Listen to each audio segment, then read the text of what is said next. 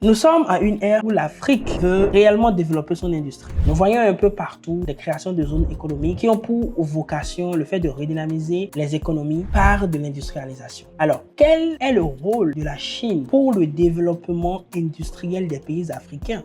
Et comment vous et moi, nous allons profiter de cette tendance-là? Dans cette vidéo, je vais décortiquer cette thématique et ensemble, nous allons voir comment nous pouvons tirer profit de cette tendance-là. Moi, c'est Roland Donald Awansé. Je vis en Chine. Je suis le fondateur de la société Sinofree, une société qui vous aide, chers amis, à tout simplement comprendre comment faire les affaires avec la Chine par nos services d'accompagnement à l'achat et également par de la formation et du coaching. Nous organisons aussi des voyages d'affaires et la prochaine session est pour la foire de Canton d'avril 2025. Alors, va maintenant dans la barre de description pour prendre ta place, assieds-toi et maintenant nous rentrons dans le vif du sujet. L'industrialisation. Alors, c'est quoi l'industrialisation? C'est tout simplement le fait de créer des process en utilisant des machines pour transformer des matières premières en des produits finis. L'industrialisation rentre dans tous les secteurs d'activité et c'est le plus grand problème de l'Afrique actuellement. Nous avons les matières premières, nous avons tout, sauf que nous n'avons pas les technologies, nous avons une industrie très faible qui manque de tout, qui manque d'énergie, qui manque d'impulsion, qui manque de financement, qui manque de plein de choses. Alors, nous avons maintenant une autre réalité qui est celui de la Chine. La Chine est un pays industriel, un pays qui compte plus de 1,4 milliard d'individus et qui a plus de 7 millions d'usines. C'est le pays le plus industrialisé au monde avec des technologies énormes, mais qui aujourd'hui a une économie qui est un peu en déclin à cause du marché de l'immobilier qui est en train de perdre de la valeur. Comment vont-ils faire avec une aussi forte masse industrielle? Comment vont-ils faire quand leur consommation à l'interne est en train de se dégrader? Quand il y a des usines qui sont en train de fermer en Chine, il faut aller sur d'autres cieux. Et ils sont tous en train de jeter le dévolu vers l'Afrique,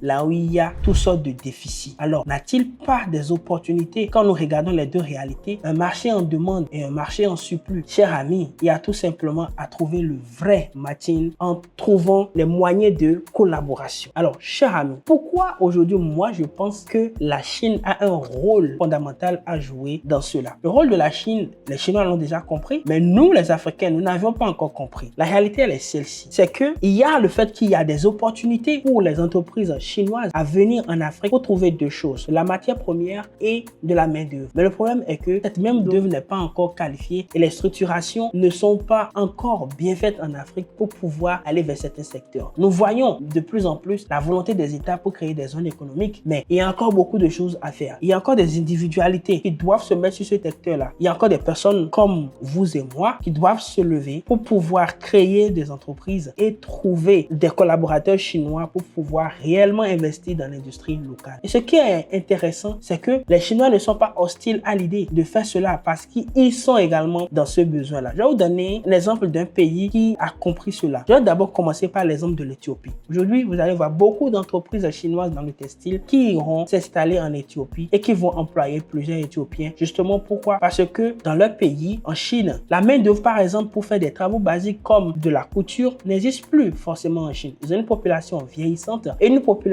qui a une classe moyenne très élevée, plutôt trop éduquée parfois. Il y a le patron de Apple qui disait, si aujourd'hui vous allez en Chine et que vous voulez faire un recrutement, c'est possible pour vous de remplir tous des terrains de football remplis que d'ingénieurs qualifiés. Donc, il y a un souci sur ce marché, c'est que la main-d'œuvre est plus chère pour certains types d'industries. Donc, du coup, il y a des opportunités pour les hommes d'affaires pour créer des relations gagnant-gagnant avec des entreprises chinoises qui sont à la quête de nouveaux marchés pour pouvoir faire de la production et rester compétitifs, vu qu'ils ont longtemps été dans la compétition des prix. Donc, aujourd'hui, nous avons en Afrique ce qui se passe, qui est qu'il y a des jeunes qui n'ont pas d'emploi et qui sont éducables parce qu'il faut qualifier les gens avant de les employer. On parle d'une jeunesse en Afrique qui est structurellement non employable, c'est-à-dire des personnes qui ont la force physique, certes, mais qui n'ont pas encore les compétences qu'il faut pour pouvoir travailler dans des secteurs donnés. Alors, quelle est l'opportunité qu'il y a ici? C'est le fait de comprendre ce besoin-là et de répondre à ce besoin-là pour pouvoir convertir ou bien convaincre des investisseurs chinois à collaborer avec des entreprises en Afrique pour pouvoir impulser l'industrialisation. Donc, il suffit maintenant pour des entrepreneurs d'aller former des jeunes ou de former des entreprises qui sont structurellement bien solides pour aller vers leur homologue chinois pour pouvoir maintenant faire des choses ensemble. Et c'est bien possible. La volonté est là et les technologies existent. Alors, quand je continue encore dans mon sujet, j'aimerais vous dire ceci. Il n'y a pas meilleur endroit aujourd'hui pour avoir de la technologie moins chère. Il n'y a pas meilleur endroit. Il y a plusieurs entrepreneurs qui continuent toujours pas à penser que la Chine n'a pas de la bonne technologie, ce qui est totalement faux. Pourquoi? Parce qu'ils sont l'usine du monde. Quand, par exemple, les entreprises comme Apple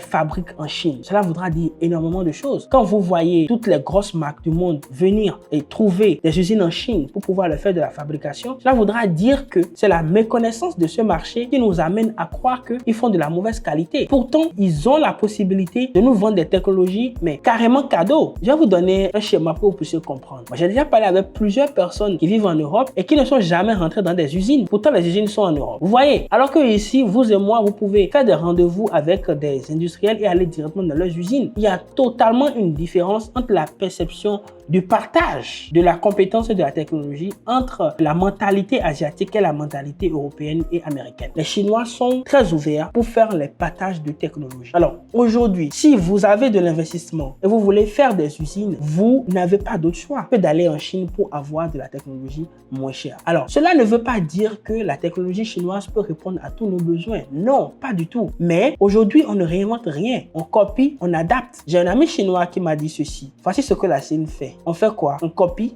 on duplique, on réadapte et on innove. L'innovation, c'est à la fin. Regardez bien ce processus-là. À l'heure où nous vous parlons actuellement, la Chine est en train de donner cette opportunité-là aux Africains. Alors, je veux motiver quelqu'un à comprendre que l'avenir de l'industrialisation en Afrique passera forcément par la Chine. Donc, il est temps maintenant de s'intéresser à ce pays-là. Il est temps maintenant de changer votre mentalité par rapport à la Chine et de venir en Chine. C'est justement pour ça que, chers amis, mon programme est un programme exceptionnel où on ne s'arrête pas seulement à participer aux foires et à visiter les usines. On va aussi au niveau de la réflexion. On invite des Chinois pour des conférences, pour nous présenter des choses qui existent et qui marchent, que vous pouvez également dupliquer chez vous. Alors, moi, je suis déjà allé dans les usines et j'ai vu des marques que vous connaissez, qui influencent vos vies chaque jour, qui travaillent presque exclusivement avec les Chinois. Il y a des lignes de production, des marques comme Coca-Cola, chers amis, qui ne viennent que de la Chine. Aujourd'hui, la technologie, plus que jamais, est facile et accessible. Alors, mes amis techniciens africains, vous êtes seulement derrière vos ordinateurs en train d'écrire des schémas et de faire des dessins. Non,